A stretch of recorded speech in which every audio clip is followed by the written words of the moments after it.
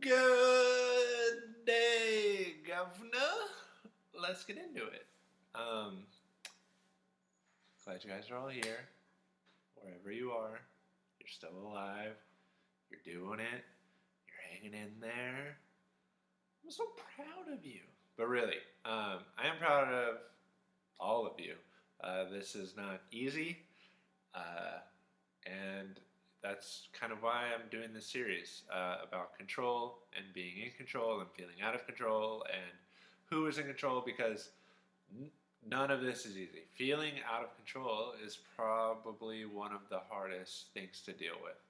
Um, and so last week we talked about Job, the story of Job, and how things fell apart in his life, and his friends and his wife and even Job were looking for answers to why.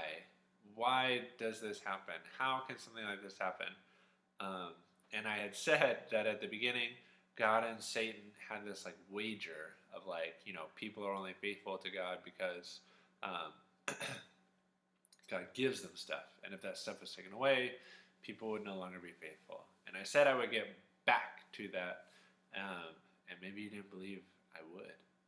But here I am, getting back to it. So it's just interesting that, like, even for the writers of this book, this wisdom literature, it's easier to believe that God and Satan would make bets and interfere with someone's life. It's easier to believe that than it is to believe that things just happen out of our control.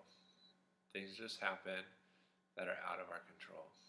And if we aren't in control, if control that we think we have is an illusion, then who is in control? And I think the easy answer is God's in control.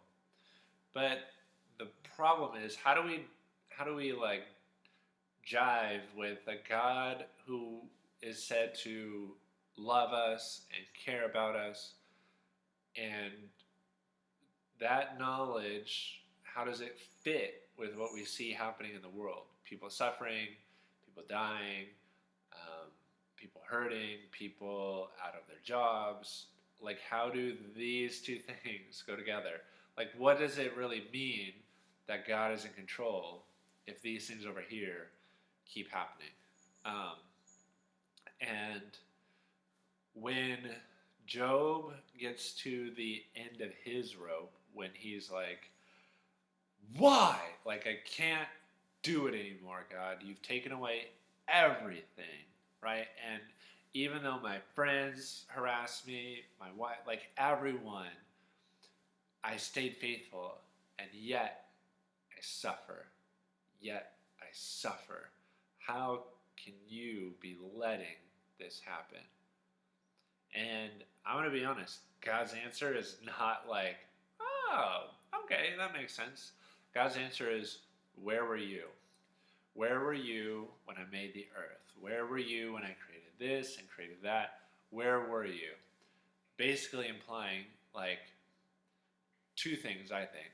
One, how, like, can you even fathom what I'm doing here, right? Can you even fathom? Can you even think to begin to understand what it means that God is in control? And second, like, your view of the world and of history and of life is like this narrow compared to the timeline of everything, right? Here's you, and you are worried about what is happening to you, and God is like all time, everywhere, forever, right? So it's like your concerns are just a sliver of what's happening, right? And again, that doesn't feel great necessarily, but I would say that the morality of God is not a simple morality. And when I say simple morality, I mean like simple is good things happen to good people, bad things happen to bad people, right? It's simple. But there's actually a verse that says like God causes the sun to shine on the good and the wicked, and he makes it rain on the just and the unjust, right? This thing of life is happening to everyone. And maybe it's even our conception of like who's good and who's bad that might need to get reworked a little bit when we're considering like, well, that happens to that person and that happens to that person, right? Um, it's all tricky and messy, and that's part of like what makes God God. If we could understand everything about God, would He really be God? Um, so again, do I believe that God is in control? Yes. Do I know what that looks like in an easy to digest way that I can explain to you in a 5 to 10 minute video? No, I do not. It is confusing. It is beyond my grasp of understanding. And I just have to sit with that. And that actually will lead us into next week's video. That idea of like, okay, so we're not in control. God is in control, but in some sort of way that's beyond human ability to understand. Okay, so now what? So what do we do with that? Right? So what do we do with that? That'll be next week. And I don't know. I think this is just an important topic because I was thinking, um, obviously, most of the news and stuff I see on social media is from the US because that's where most of the people I know are from. But I have friends who are out of the country, and it seems like a different experience for them. And I think part of that is because, at least for me, this is speaking from my experience and perception. There was this underlying belief that like these things don't happen to us.